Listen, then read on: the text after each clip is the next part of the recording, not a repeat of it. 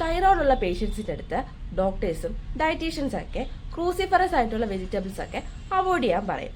അതായത് cauliflower, cabbage, broccoli, പിന്നെ mustard seed, soya products. ഇതിന്റെ പ്രധാന കാരണം എന്ന് പറയുന്നത് ഈ ക്രൂസിഫർ വെജിറ്റബിൾസ് ആയാലും മസ്റ്റാർഡ് സീഡിലായാലും സോയ പ്രോഡക്ട്സിലൊക്കെ ഗോയിട്രോജൻ എന്ന് പറഞ്ഞൊരു സബ്സ്റ്റൻസസ് ഉണ്ട്.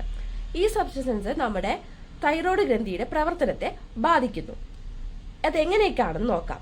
ഒന്നാമത്തേന്ന് പറയുന്നത് ഗോയിട്രോജൻ അടങ്ങിയ ഫുഡ് നമ്മൾ അധികം കഴിക്കുമ്പം നമ്മുടെ തൈറോയ്ഡ് ഗ്രന്ഥിക്ക് ഒരു വീക്കം ഉണ്ടാവും. അതിനെ ഗോയിറ്റർ എന്നാണ് പറയുന്നത്.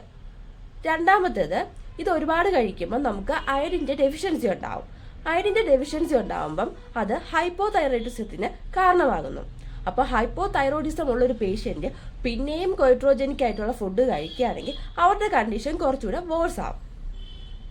ഇനി ഹൈപ്പർ തൈറോയിഡിസം ഉള്ള ഒരാൾ ഇതുപോലെ ഗോയിട്രോജനിസ് ഫുഡ് കഴിക്കുകയാണെങ്കിൽ ഒരു പരിധി വരെ അവർക്ക് അവരുടെ ഹൈപ്പർ തൈറോയിഡിസം ഹൈപ്പോ തൈറോയിഡിസത്തിലോട്ട് മാറാനുള്ള ചാൻസസ് കൂടുതലാണ്.